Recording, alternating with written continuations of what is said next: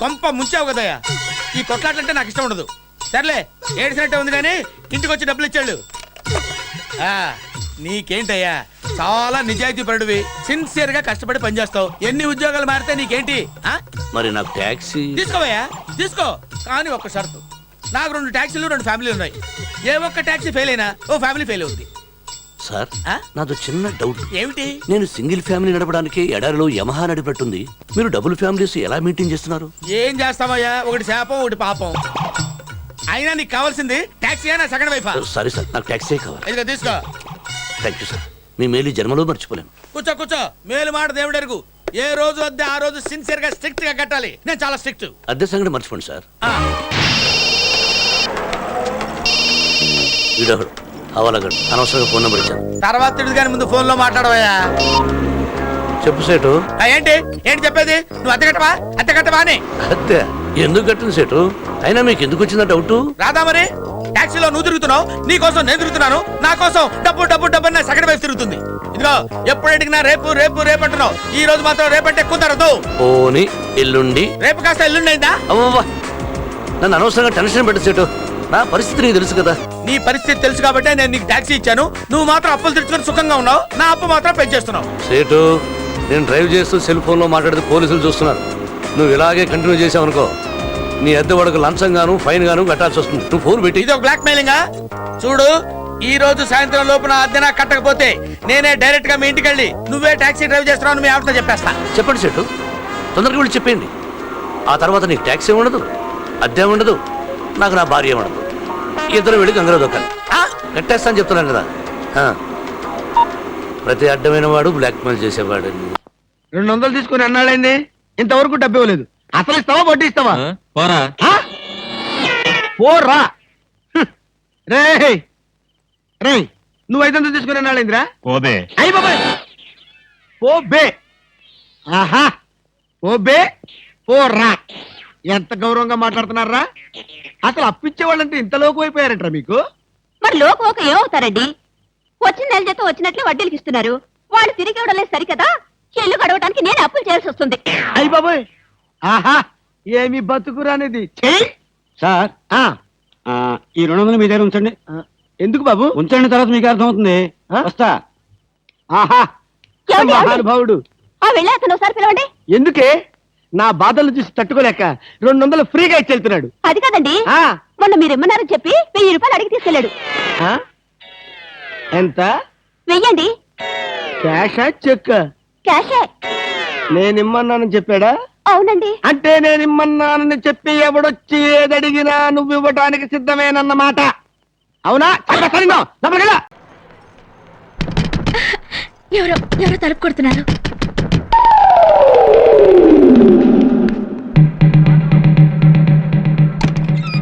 అడుగు, వస్తున్నాడు. నీ తమ్ముడు వస్తున్నాడు. ఎక్స్ప్రెషన్ మార్చు. కష్టాల్లో ఉన్న మనం సాటిస్ఫైస్ పెట్టు. ఏం బాబు గారు, ఫ్యామిలీతో పాటు లగేజ్ తో వచ్చేసారు? ఏంటండి వాళ్ళని బయట నిలబెట్టి మాట్లాడుతున్నారు? లోపలికి రమ్మనండి. నీకు అసలు బుద్ధి ఉందా? వాళ్ళేదో ఊరు ప్రయాణం పెట్టుకుని చెప్పేద్దామని వస్తే ఇక్కడ ఉండిపోమంటావేంటి? మీరు ప్రొసీడ్ అవ్వండి బాబు. ఊరి ప్రయాణం కాదు బామ్మర్ది, ఊరే వదిలిపెట్టేసి వెళ్ళిపోతామని బయలుదేరు. నీకు అసలు బుద్ధి జ్ఞానం ఉందా?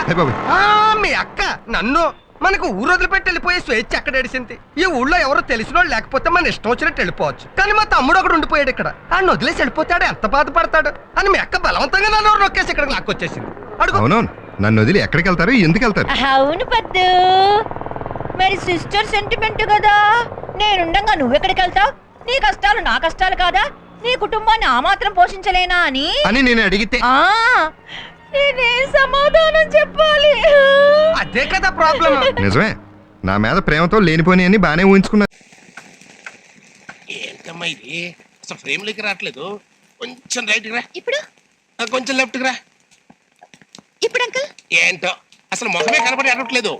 ఎద్దులయ్య గారు, కెమెరాకున్న మూత తీస్తే ఆమె మొహం కనపడుతుంది. తమరు మూసుకుంటే మేము తీసుకుంటాం.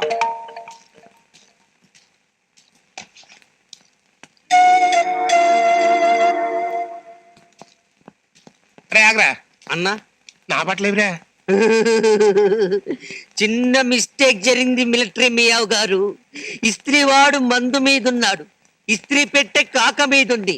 ఎంత చెప్పినా వినిపించుకోకుండా ఇస్త్రీ పెట్టెను మీ బట్టల మీద పెట్టి సొయ్ సొయ్ సొయ్ అనిపించాడు. ఇదిగో ఈ చిన్న ముక్క మిగిలింది.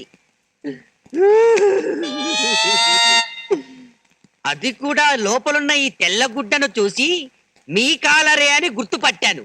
ఆ, ఆ. ఇది ఇది, ఇది, ఇది. అది కాదన్నా, మూత కూడా తీయకుండా ఫోటోలు తీసావు కదా, ఫిల్మ్ కూడా పెట్టావో లేదో అని డౌట్ వచ్చి చెక్ చేశా. పెట్టావన్నో.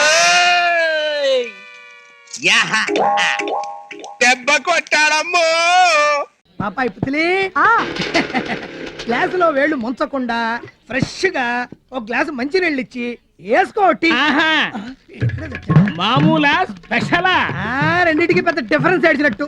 ఎందుకుండదు, కప్పు కడిగిస్తే స్పెషల్ టీ, కడగకుండా ఇస్తే ఆర్డినరీ టీగా వీడికి ఇచ్చినట్టు. Tea cancel. మా డ్రిల్ కనిపించాడా అండి? ఇగో డ్రిల్ అంటే గుర్తొచ్చింది, నీకు కనిపిస్తే ఈ లిస్ట్ లో ఉన్న సామాన్ అంతా అర్జెంట్ గా తెప్పించమని మావాడికి కావాలట. అమీర్ ఖాన్ క్యాష్ ఏంటి బ్లాక్ మైనింగ్ లో క్యాష్ చెక్కులు అన్ని ఉంటాయా? తెప్పించమయ్యా. ఇగో నీ దగ్గర క్యాష్ అని ఉందా? ఆ క్యాష్ ఫిట్టింగ్ లో డ్రిల్ కు పెడతా. వెళ్ళండి.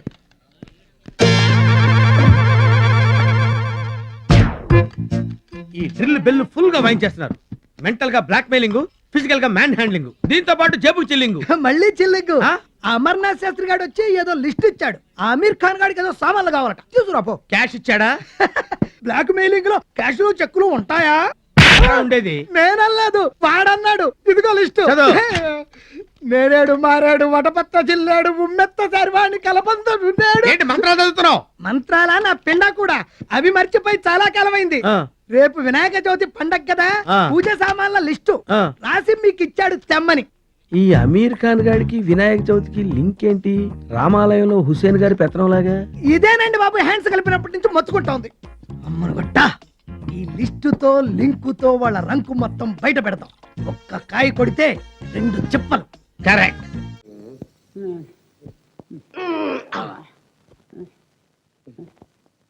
అది కాదు మామయ్య గారు, కాలు జారి పడితే చంద్ర, ఓ కర్ణం గారా రండి రండి. మా ఫాదర్ ఇలా కాలు జారి పడిపోయారు. అబ్బే పడిపోవటం ఏమిటండి? అదేనండి, కాలం ఒడ్డుకి షికారుకు వెళ్ళేస్త. ఎటేపు? అదే చెప్పడం లేదు, వెళ్తే బురదలో కాలు జారి పడిపోయారు. చిత్రంగా ఉంది. కాలు జారి పడితే ఒళ్ళంతా ఇన్ని దెబ్బలా అని. అదే కదా మీరు అడిగేది, అదే నేను అడిగాను, కానీ నాతో చెప్పట్లేదు. అల్లుడిని తుమ్మ కంచి మీదికి దొర్లారా? అంతే అంతేలేండి. అయినా కాల ఒడ్డు కాలు జారటాలు అల్లుడికి ఏం తెలుసు? అమ్మా, ఆ వీప్ మీద ఇంత సున్నం బెల్లం పట్టి వేస్తే మంచిది. అలాగే అన్నగారు. ఏమండి, ఏమి నాకు తెలియదు అంటున్నారు? నేనేమన్నా వాద్యం అనుకుంటారా? మరి లేకపోతే కాలు జారడం అంటే ఇంకో అర్థం కూడా ఉందండి. ఓయ్ అలా జారితే ఒళ్ళంతా ఇంకా బొట్టుబుట్లు.